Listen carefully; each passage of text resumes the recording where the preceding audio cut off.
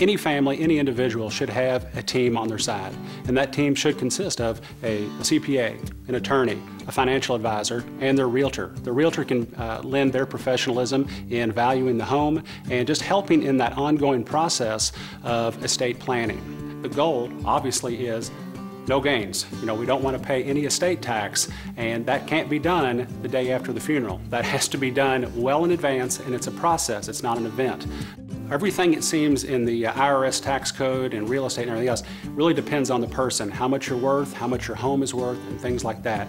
So if you look at your property, if you're a single person, any profit or gain on your property, your primary residence, over $250,000, there's going to be a pretty heavy tax consequence. For a couple, a married couple, $500,000 or more. So if you live in a house under those, a $300,000 house, you're probably in good shape, but there's a lot of houses out there that are over $500,000. And again, if you have a $700,000 house and you owe $650 on it, you're okay.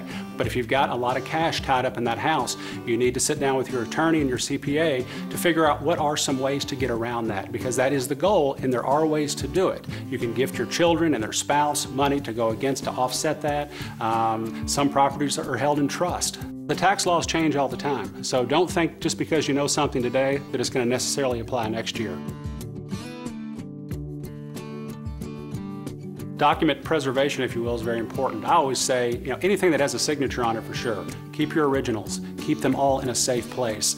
You've got your deed, your titles, your closing statements, title insurance policies, things like that. Put all those things in a safe place. And probably one of the safest places is a safe deposit box.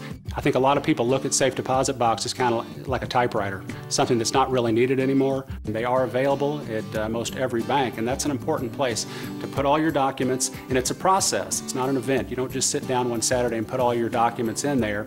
It's an ongoing process. Hopefully every month or so you think of something else to put in that box, because if you've ever lost a loved one, the time to think about that is not the day after the funeral. You need to have all those things in one safe place, and then have several people know where that key is. The executor of your will, for instance, needs to know where that key is. So I would urge everyone to sit together, sit down with their team periodically, at least once a year. Take a look at the big picture, and don't just sit down with your attorney and then later your CPA and then call your realtor.